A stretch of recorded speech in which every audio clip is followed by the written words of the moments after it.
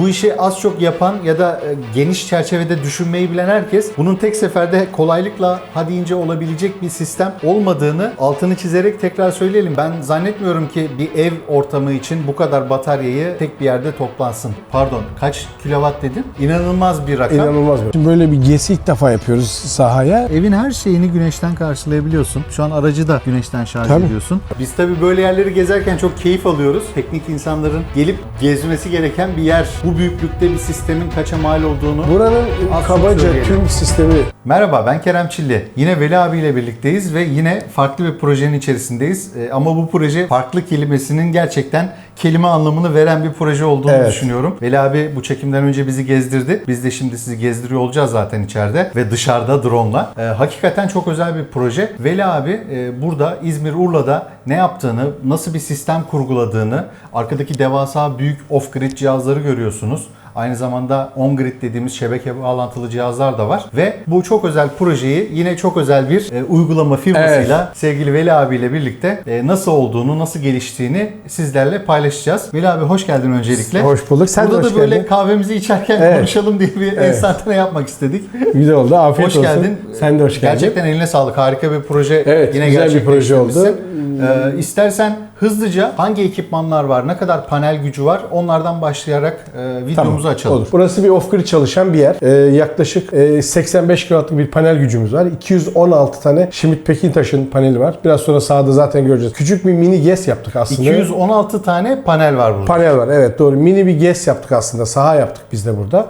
Bu müşterimizin talebi tamamen elektriğini kendisi güneşten üretmek, depolamak. Yaklaşık 20 dönüm bir arazideyiz şu anda. Biz burada küçük, buraya bizim inşaat mühendisimiz Uğur Bey'in söylediği, burada kozmik oda diyor buraya. Burası bizim için yazılım yapılmış bir oda. İşte havalandırmasıyla, soğutmasıyla. Veli abiyle birlikte biraz önce çok güzel bir odadan bahsettik size. Kozmik oda demişlerdi odanın ismine. Bence de güzel bir isim olmuş. Burada da arkamızda güneş panellerini görüyorsunuz ve bir arazi kurulumu şeklinde sanki küçük bir arazi GES yapılmış gibi bir durum. İstersen biraz paneller hakkında konuşalım. Oradaki zemin nasıl yapıldı, kablolar ne kadar mesafe taşındı, zorluk çektin mi, nasıl sıkıntılar oldu gibi.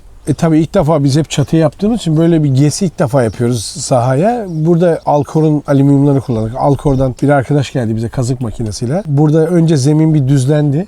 Üzerine bir çakıl taşı serildi. Tabii ondan önce biz kenardaki o topraklama şeritlerini yaptık. GES'in etrafındaki. Onları tamamladık. Her direğin birer şeritlerden ayak aldık. Aynı zamanda paratoner de koyduk oraya bir tane. İhtimale karşı. Artı zemin düzeltildikten sonra biz kazık makinesiyle tabii ki bir şeyle beraber topograf mı diyorlar bu şey haritacıyla öyle diyelim. Haritacı geldi. Biz noktaları işaretledik. O noktaları işaretledik. Oralara kazık makinesiyle çakıldı. Ondan sonra da üzerine de beton atıldı. Altına hasır serildi. Beton atıldı. Yaklaşık 8 sonradan bir tane daha sehpa koyduk. 9 sehpa var. Her sehpada 24 tane panel var. Her panelde 395 wattlık panellerden oluşuyor. Totalde gücümüz 80 kW diyebiliriz.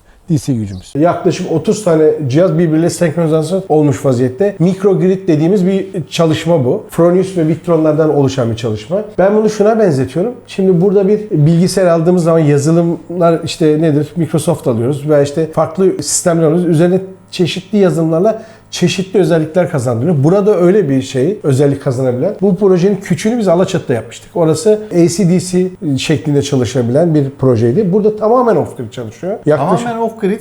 Bizi belki yeni izlemeye başlayanlar ya da bu konuya yeni merak saranlar için söyleyelim. Off-grid, şebekenin hiç olmadığı bir yerde bu cihazlarla birlikte şebekeyi oluşturabilmek anlamına geliyor. Evet, aslında bu bölgede şebeke var ama şebekeyi almak istemiyor.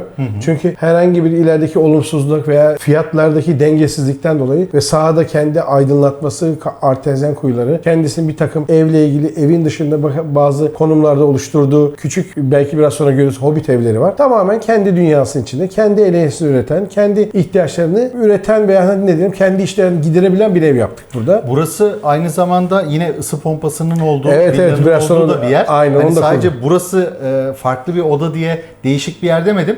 Isı pompası, yüksek adetli paneller, yüksek adetli inverterler sistemler, bunların hepsinin Hepsini şimdi ben sana- haberleşmesi. Evet, doğru Keremciğim. Şimdi burada 180 kW'lık bir lityum batarya var. BYD düşük voltajlı LVL dediğimiz bataryamız var. 12 tane oluşuyor. 3 tane Fronius'un Pardon, kaç kilowatt dedin? 180 kWh saatlik 180 kilowatt saatlik batarya. herhalde bir evde Türkiye'deki en büyük şeyi yap diye düşünüyorum. Bir evde. Normalde insanların hani rakamları kilowatt saati belki bilmiyordur. Hani gerçi herkes ödediği faturadan kilowatt saat artık öğrendi diye düşünüyorum ama şöyle düşünelim. Ortalama bir ev Türkiye'de işte 300 TL, 400 TL fatura ödeyen bir ev günde belki 4-5 kilowatt saatlik bir elektrik tüketimi yapıyor. Doğru. 4-5 kilowatt saat bir günlük bir evi idare eden bir enerji gibi düşünürsek burada 180 kilowatt saat var. Aynen. İnanılmaz bir rakam. İnanılmaz bir rakam. Ben zannetmiyorum ki bir ev ortamı için bu kadar bataryayı tek bir yerde toplansın Türkiye'de. Evet, bu herhalde bizim yaptığımız Muadili olmayan bir yer. muadil olmayan bir proje burada. Şimdi bu projede biraz önce bataryalardan bahsettim. Fronius'un 3 tane invertörü var. 10 kW, 20 kW ve 27 kW'lık. 6 tane Victron'un şarj kontrol cihazımız var. 150'ye 85 ve 9 tane paralel çalışabilen Quadro 48'e 15.000 en üst segment cihazımız var. Şöyle diyeyim, anlık olarak biz pik yükte her birinin 15 kW olarak düşündüğünüz zaman 45 kW düşünse 135 kW'lık güç verebiliyoruz. 135 kW anlık bir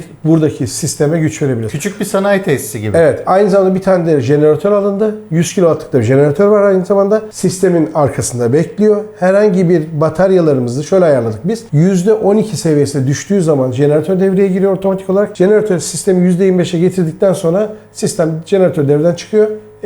AC diyelim, hadi buna bir AC demeyelim ama jeneratör de devreden çıkıyor. Tamamen yine güneşte dönüyor. Şimdiye kadar ufak ufak testler yaptık ama şimdiye kadar batarya bizi en fazla %50'sine kadar tüketebildik. %50'si kaldı. Dolayısıyla İhtiyaçtan çok daha fazlası aslında hatta burada var. tabii buranın böyle bir özelliğinin yanı sıra burada biz lityum bataryaları 986 kWh kadar çıkarma imkanımız var. Tabii ki burada imkan dahilinde, tüketim dahilinde. Hani kendisi arzu ederse bir yana 30 kW daha koyabiliriz. Bir 30 daha koy. Bu odayı ondan bu kadar geniş tuttuk. Hem bir yer altına yapıldı, hem klimatizasyon var, hem bu bataryaları da belli bir sıcaklık tutuyoruz garanti koşullarından dolayı. Hatta biz şöyle bir deneme yaptık. Jeneratördeyken jeneratöre arıza ver dedik. Kestiğimiz zaman 20 milisaniye sürede devreye giriyor. Benim en çok hibrit sistemlerde, inverterlerde insanların dikkatini çekmek istediğim nokta burası tam da. Güzel bir noktaya geldik. Yine spontan bir içerik hazırlıyoruz sizin için. Tabii. Yani önceden hazırlanmış bir şey olmadığını zaten konuşmalarımızdan anlıyorsunuzdur. Bu kadar yatırımı yapıp elektrik kesildiğinde, jeneratör devre dışına çıktığında PlayStation oynarken ya da oyun konsolu diyelim, onun televizyonun gitmesi kabul edilebilir bir durum değil. Tabii. Ve şu anki bu yapıda Bu yok. 20 milisaniye zaten anlamıyorsun bile. Ne oluyor, ne bitiyor. Evet, biz deniyoruz, kesiyoruz hiç. Evet.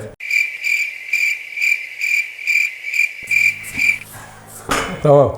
Evet. Hiç elektrik gitmiyor deyip elektriğin gitmesi.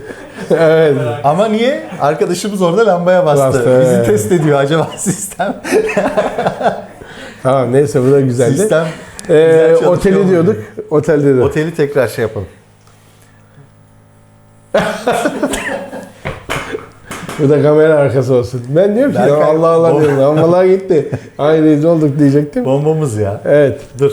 Tekrar Evet, moda otel girelim. diyoruz. Hemen giriyoruz. Tekrar başlıyorum. Ne bir lava. Bunun küçüğünü bahsetmiştim. Alaçatı'da yaptığımız yerde müştemilatta biz klimayı, ütüyü taktık. Kahve makinesi taktık. Kestik. Hiçbir şeyde bir parlama oynama yoktu. Zaten Victron'un en önemli özelliklerinden biri bu. Victron'la Fronius'e AC/DC coupling dediğimiz olayın zaten bize faydası bu. Hani ben İslam Bey'e de sormuştum bununla ilgili. Demiştim ki bununla ilgili ne söyleyebilirsin? Tak ve unut. Hakikaten de öyle. Evet. Doğru kablo kesitleri, doğru ürünleri bir araya getirirseniz çok da güzel bir sistem ortaya çıkıyor. Bir şey daha ilave etmek istiyorum. Bu ürünün bir benzerini biz Bursa'da ortaya çıkarttık ama başka bir arkadaşımız kurmak nasip oldu. Şimdi 2 tane daha küçüğünü, 2 tanesini Edirne'de kuracağız. Yine inşallah Kerem'le beraber orada da bir videolama yapacağız. Bir önceki videoda da söyledik. Yine söylüyorum. Kerem'le beraber bütün yerleri videolayacağız ki insanlar... Bunlar sadece 1-2 tane örnek, spesifik örnek değil. Değil. Bu işlerin yapıldığını, Evet. irili ufakta herkes görsün ve talep de oluyor. Belki şimdi senin bu büyük büyük bir abone kitlenden dolayı insanlar daha da belki dikkat çekecek. Evet. Ben burada bir şey daha ilave etmek istiyorum. Kerem de çok iyi tanıyor. Benim 2 tane arkadaşım burada kurulumda, işte Tuncay Bey ve Onur Bey'in, zaten onlara ayrı teşekkür ediyorum. En büyük teşekkürlerinin biri de Ertaç'a, bizim eski Pronus'un teknik müdürü, şimdi ayrıldı ama onun emeği bizde çok, burada çok uğraştı. O da gece gündüz çok uğraştı. Gece 12, 1'e 2'ye kadar uğraştık. Yaptık, devreye aldık. Ufak tabii ki bunlarda sorun çıkıyor ama sonunda çok şükür güzel bir eser ortaya çıktık. Zaten şu kadarını ben hani dışarıdan bir göz olarak söyleyebilirim. Böyle bir sistemi yaptım ve tek tuşa bastım, her şey mükemmel çalışıyor. İmkansız yani Aynen. bu işi az çok yapan ya da geniş çerçevede düşünmeyi bilen herkes bunun tek seferde kolaylıkla hadi ince olabilecek bir sistem olmadığını altını çizerek tekrar söyleyelim. Biraz önce paralellenebilip toplamda ne kadar ulaşabileceğimizi söyledim. 135 kW. Hayır, ekleyerek daha da fazla 986 kWh batarya kapasitesi. 986 kWh'lik batarya. Biraz önceki ev örneğinden yola çıkarsanız, yani baktığınızda Bir mahalle. evi belki de bir yıl boyunca besleyebilecek bir Tabii. batarya kapasitesinden bahsediyoruz aslında. Yani Veli abi bunu kolaylıkla 900 kWh diyor, 950 kWh diyor ama o rakam gerçekten devasa bir batarya Tabii. kapasitesi. Burada da 144'e çıkabiliriz. Bunları bir tane daha paralelleyebiliriz her faz ama bize ihtiyacımız yok. Eğer ihtiyacımız olursa bir tane daha cihaz koyup paralelleme şansımız var. Ama şu ana kadar bir ihtiyaç olmadı. Burada ısı pompası olarak Nibe kullandık Nibe kullandık Nibe'nin yine F2120 dediğimiz segmentini kullandık. Aha. 2 tane kullandık burada. Kaskat kullandık burada. Şimdi biraz sonra zaten orada da bir bakarız. Orada da bir görüntü alırız. Yine aynı şekilde orada da boileriydi, akümülasyonuydu, pompa grubuydu. Yine Çok onda özel yerden bir ısıtmayı sistem. da aynı şekilde burada uyguladık. Burada biz sadece güneşi farklı bir güneş konseptiyle çıkarttık. Onu uyguladık. İşte sonuçta çok şükür inşallah elimize yüzümüze bulaştırmadan müşterimize teslim edeceğiz. Benim için hakikaten çok Evet. keyifli, güzel bir tesisat olmuş. Biz tabii böyle yerleri gezerken çok keyif alıyoruz. Bizim için çok bambaşka bir nokta oluşturuyor. Teknik insanların gelip gezmesi gereken bir yer haline dönüştürdük. İnşallah bu videoyla da İnşallah. buraya gelmiş gibi olmalarını sağlayacağız. Tabii. Ben bir şey daha bütün ilave etmek yöntemleriyle. istiyorum. Buyurun. Keremciğim. Bizim bu VRM portaldan, bizim buradaki Servo GX'imizin bağlı olduğu ekran. Buna biz uygulama üzerinden direkt sanki buradaymış gibi ulaşabiliyoruz ve ayarları yapabiliyoruz. Ne bileyim, bunları bir aç kapa dememi yapmamız gerekirse yapabiliyoruz. Dolayısıyla bu bizim için çok büyük bir avantaj. Victron bu konuda çok iyi. Derya Deniz. Hakikaten çözümleri de çok iyi. Yani ben istersek bunu bir şebekeyle entegre edebiliriz. Veya arkasına jeneratörümüz var. İkinci bir AC bağlayabiliriz. Hangisi aktifse ona göre çalıştırabilir. Dolayısıyla jeneratör bağlanabilen herhalde ender sistemlerden biridir. O konuda hani çok fazla bir şey yapmak istemiyorum ama bir jeneratör biliyorsun daha iyi. Üst segment, evet. Yani üst segment bir ürün ve jeneratör entegrasyonu, adaptasyonu anlamında da baş ağrısı çıkartmayacak cihazlardan bir tanesini kullanmışsınız. Evet, orada direkt bağladık ve verdik, hiç sıkıntı olmadı. Evet. O yönden de bizi memnun ediyor. İyi cihaz, sıkıntı çıkartmayan cihaz demişken hemen konuyu, peki bunun maddi tarafı nedir, bütçesi nedir diye soralım. Yine kabaca bir dış çerçeve vermek insanlara bu büyüklükte bir sistemin kaça mal olduğunu Buranın az çok kabaca söyleyelim. tüm sistemi, ısı pompaları ve burası, paneller tamamı takriben ortalama 200 bin euro civarında bir mal olmuştu. Bütün bu sistem, Bütün bu sistem panelleri panelleri beraber. biraz sonra göreceğiz. Zaten Tabii paneller ki. bir mini GES yaptık. Yani biz sahaya küçük bir arazi kurulumu evet aslında. küçük bir arazi kurduk biz. Çünkü Evet. büyük bir arazide küçük bir arazi kurduk. Dolayısıyla buradaki maliyetlerimiz orada biraz daha farklı biliyorsunuz sahada olduğu Kesinlikle, zaman. kesinlikle. Isı pompalarımız var. Yerden ısıtmamız var. Burası var. Tamamen profesyonel bir sistem Tabii zaten. bataryalar Hatta zaten. yangın söndürme için özel bir Evet, düzenek de gördük. tabii. Biraz sonra siz onu da videoda gösterebiliriz. Yangın söndürmeci, yangın hidraforumuz var ayrıca özel. Yangın hidraforu var. Sahanın oralarda aynı şekilde bu yangın için otomatik buradan devreye girdiğinden yangın hidraforları devreye giriyor. Yaklaşık 25 tonluk bir su deposu var. Büyük yer altında. Yani burası, hani belki diyecekler de savaşa mı gidiyoruz diyecekler de Allah korusun öyle bir şey yok tabii ki de. Evet. Kendisi için böyle bir imkanı vardı. Evet. Yapmak istedi ve şu anda da işte bitirmek için uğraşıyorlar. Kesinlikle. Son noktaya doğru geliyorlar. 80 kW gerçekten küçük ölçekli bir işletmenin ihtiyaç duyacağı bir panel gücü olduğunu söyleyebiliriz. Hani Tabii. rakamlar size bir şey ifade etmeyebilir. Belki güneş enerjisine çok uzak birisinizdir ama bu videoyu izliyorsunuzdur. Yani normalde bir ev, içeride de benzer bir örnek vermiştik. Yani 300-400 lira fatura ödeyen bir ev için 1 kW veya 2 kW gibi bir panel gücüne ihtiyacınız var. Ben şimdi araçta şarj oluyor. Evet. Güneşten şarj oluyor işte. Evet. Bedava bir enerjide şarj oluyor. Ya zaten geçen videoda da ondan önce de hep söylediğimiz gibi bu bir ekosistem. Bunu Doğru. kurduktan sonra evin her şeyini güneşten karşılayabiliyorsun. Şu an aracı da güneşten şarj Tabii. ediyorsun. ve enerji bağımsızlığını ilan ediyorsun aslında. Başka Doğru. bir şeye ihtiyacın olmuyor. Hiçbir şeye ihtiyacın yok. Bu istediği gibi evde enerjiyle istediği ihtiyacını görebilir. Lambalar keza öyle arazide. Keza buradaki evler yine elektrik enerjisi buradan kullanacak. İşte bir şey kullanırken en azından korkmadan kullanacak. Akşam da Kesinlikle. bataryasını rahatlıkla kullanabilecek. Eğer isterse de arttırabilir zaten. Dolayısıyla ondan dolayı off-grid yapmak istedi. Yani şebekeyle herhangi bir bağlantı tamamen off-grid olsun. Bir jeneratör koyalım dedi. İhtiyacı olsa jeneratör bize AC kaynağı sağlasın. Biz yine dedi aboneliğimiz durur dedi. Aydem aboneliğimiz, Gediz aboneliğimiz ihtiyaç olsa bağlarız, ihtiyaç olmasa Kesinlikle. bağlamaz dedi. Kesinlikle. Şu anda da hiç de ihtiyaçları yok yani. Tabii Tabii. bu kadar yatırımın ardından ihtiyaç olmaması da gayet normal. Tabii canım, zaten arazi görüyorsun işte bak Evet. burası, buraya bir şeyler ekiliyor biçiliyor, şimdi o arazinin altında yani tam yeşilin içindeyiz yani. Evet, aslında burada bu ekme biçme işlerinin içerisinde de orada sulama ihtiyacı var. Onun enerjisi ihtiyacı olacak. Yine tabii. sen kurduğun sistemle güneşten Aynen. karşılayacaksın. Arabanı güneşten dolduruyorsun. Evin Suyunu ondan ısıtıyorsun. Evet. Evin bütün elektriği zaten onu saymıyoruz bile artık. Artık o devede o kulak artık, kaldı. O tüketimden çok küçük kaldı Evet, bunun yanında. yani onun dışında başka neye ihtiyacı olur ki bir evin? Bence hiçbir şey ihtiyacı başka bir şey kalmıyor kalmadı yani. başka bir şey. Bu saatte. Evet. Zaten elektrikle ilgili problem olsa bile kendisi artık dünyası devam edecek. Evet, bağımsız bir elektrik hattının sahibi Evet, olmuş bu oldu. illa bu kadar büyük olmak zorunda değil. Büyüğü de olabilir, küçüğü de olabilir. Daha da mini olabilir. Yani bu bütçeye veya konuma, mevkiye, yere göre değişmektedir yani. Her Kesinlikle. türlü ihtiyacı karşılayabilmektedir. Ve her senaryoya uygun da bu sistem Evet. adapte edilebilir. Yani mecbur böyle çalıştırmak zorundasın demiyoruz kimseye. Tabii. İstediğin senaryo neyse ona uygun güneş enerjisini de biz sana Ya sağlayabiliyoruz. zaten şey var, ürün var, fiziksel olarak hardware var. Sen software'i seçiyorsun, içine yüklüyorsun. Evet, bu kadar.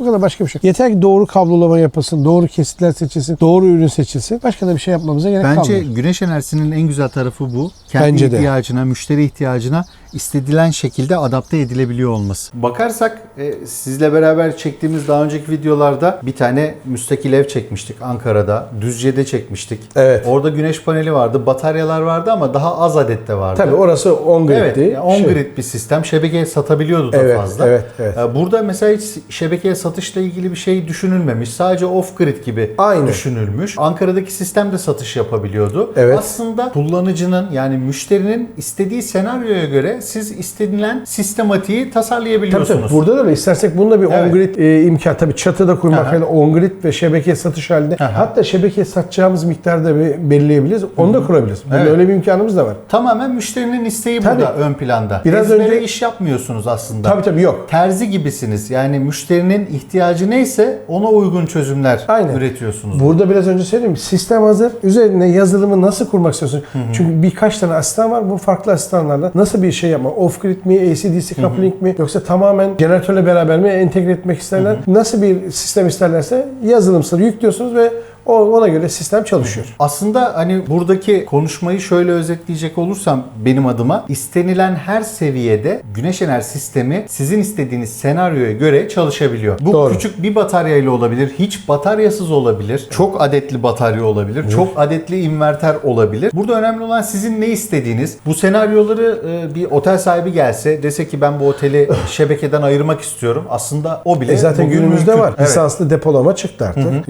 Mesela deprem bölgeleri için düşünüyorlar. 6.000 tane haneyi düşünün. İşte ya da 1000 haneyi düşünün. 6 kiloda 6000 kilowatt saatlik bir şey. 6 megawatt. İşte birer megawattlık konteynerleri birleştirip veya 3 kilowatt Evet. neyse kapasite Çok bir. uçuk projeler değil artık. Değil, Bunlar değil, hayata değil, geçirilebiliyor. geçiyor. Tabii ki pahalı olacak. Hani ilk çıktı bu kadar paraymış çokmuş. Zaten her teknolojik ürün ilk çıktığında pahalı oluyor. Aynen. Bunu zaten hani tekrar sorgulamamızın bir anlamı yok. Elektrikli arabalar da bugün olabildiğince pahalı ama 5 sene sonra bu rakamlar çok daha Elektrikli makul araba dediğin seviyeye hemen düşecek. oraya geleceğiz. Burada tabii elektrikli şarj ünitelerimiz var. Şimdi onları da test edeceğiz. Evet. Kiraladığımız arabayla beraber. Şimdi Kiraladığımız araba diye altını çizersek çünkü Evet, kiraladım sanki biz tabii. bu işleri yapınca bu arabaları Yok, sürekli alabiliyormuşuz keşke gibi. alırsak.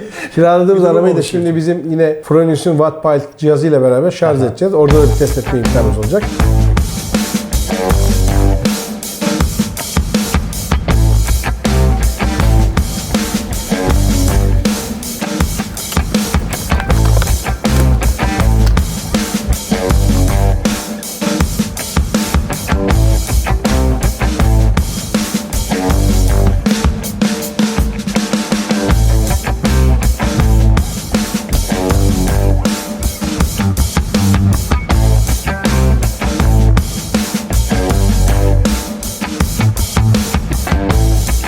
burayı özetleyecek olursak evin ısıtması, sıcak su ihtiyacı, Aynen. elektrikli arabasının şarj 2 tane ihtiyacı. elektrikli araba şarj istasyonumuz 2 var. tane aynı anda şarj Evet, edebiliyoruz.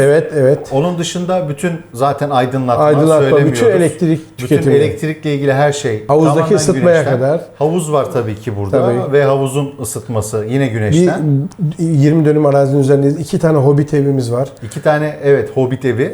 Onları da göstereceğiz size. Bunların tamamının enerjisinin sağlandığı odayız. Evet. O yüzden kozmik oda cümlesi Diyoruz buraya güzel Uğur olabiliyor. abinin Evet. ya şeydi buraya bulduğu bir cümleydi. Güzel Evet, de oldu, oturdu. evet, Burası kesinlikle. sistemin kalbi. Her şey Ve burada. çok derli toplu yapmışsınız abi. O anlamda Teşekkür zaten ederim. videolarımda da bu konuda çok güzel geri dönüşler Evet. geliyor. En son geri dönüşte Yorumları çok da güzeldi. yazıyorlar zaten. Çok da bizi Evet, memnun. Almanya tozu yuttuğundan Evet. bahsedilmiş bir videoda Evet, yorumumuzda. bence Bence hakikaten çok derli toplu. Çünkü o kadar aslında çok kablo var ki burada. Bu kabloları bu şekliyle derli toplu halde tutmak Evet. önemli. İlerleyen dönemlerde oluşabilecek herhangi bir problemde neyin nereye gittiği, Tabii. nasıl olduğu, Kesitler bunun bir sistematiği hep ona olması göre lazım. seçildi. Kablo İşte kesitleri baralarımız burada, yine kapattık onları. Evet. Buradaki sigortalar, buradaki çok derli toplu, Evet, harika. her şey. Ayrıca bir tane de Ruby sensörümüz var. Buranın sıcaklığını, nemini ve bulunduğu bölgenin barometrenin yüksekliğini ölçebildiğimiz Ruby sensör. Onu da bize sağ olsun Nuh Bey hediye etti. Şu anda onu da takip edebiliriz. Hatta o Süper. bir röle üzerinden sıcaklığa göre klimayı Klima. çalıştırıp açtırıp kapatabilirsin. Zaten aslında işin güzel tarafı bu. Kendi kendine çalışan bir otomasyon burada kurgulanmış. Evet. Ve neye ihtiyaç varsa cihazlar o yönde Aynen. çalışıyorlar. Aynen, hiçbir şey. Ufak İşin bir... en güzel tarafı bu. Bir otomasyon burası. Evet, bir otomasyon var. İşte bakalım inşallah böyle devam eder. Güzelce de kullanırlar. İyi günlerde kullansınlar. Güzel günlerde kullansınlar. Elinize sağlık. Ben hakikaten Teşekkür ederim. Seni tanıdığım için söylemiyorum. Gerçekten çok güzel bir saha ve zannetmiyorum ki Türkiye'de şu an benzer bir saha Evsel'de zannediyorum biz Evsel'de bu kadar olmayabilir. batarya yok. Ya da birkaç tane varsa onlardan bir tanesindeyiz. Evet, diyebiliriz. Şu ana kadar ben görmedim. Çok iddialı konuşmayalım o noktada. Evet, konuşmuyorum. çünkü. Bilmiyoruz. Ben de bilmiyorum. Evet, Duymadım ama evet. şu anda 180 kW batarya. Hatta Evsel özel, Evet. ev özelinde. hatta bir alalım mı dedi daha batarya. Dedim Levent Bey biraz daha duralım. Çünkü bir bakalım. İhtiyacı olursa çünkü Evet. gücümüz şu anda var ama güneş çünkü bataryamız doldu. Sadece ihtiyacımız kadar şarj kontrolü besliyor. Arkada güç var. Şu anda istesek güneş Potansiyel açabilir. hazır. Potansiyel hazır. Paneller hazır. Onun için Evet. şu anda bir ihtiyaç duymuyoruz ama eklenebilir zaman içinde. Çok teşekkür ediyorum. Ben teşekkür Abi, ediyorum. Ayağınıza bu güzel, sağlık. Urla'ya yerimize hoş geldiniz. gezdirdiğin için çok Rica sağ ol. ederim. Festival de varmış herhalde. Giderken enginarlarımızı Enginar alıp gideceğiz hep. lazım. Evet. Eline koluna sağlık. Hakikaten Sizin ekip de ayağınıza arkadaşlarınızın da. Ben burada bu sistemi görmekten çok memnunum. Umarım izleyenlerimiz için de çok faydalı olmuştur. Bence faydalı olacaktır. Çok özel bir sistemi sizlere anlatmaya çalıştık. Ben bu sahayı gezmekten gerçekten çok memnunum. Umarım sizler için de faydalı olmuştur. Veli abiye de bu imkanı bize sağladığı için, ev sahibine keza öyle bu imkanı bize sağladığı için. Aynen. Çünkü bunlar özel mülkler sonuçta, paylaşmayabilirdi de. Yorumumuza izin vermeyebilirlerdi de. Çok teşekkür ediyoruz o anlamda Ben da. teşekkür ederim. Tekrar ayağınıza Çok sağ sağlık. olun.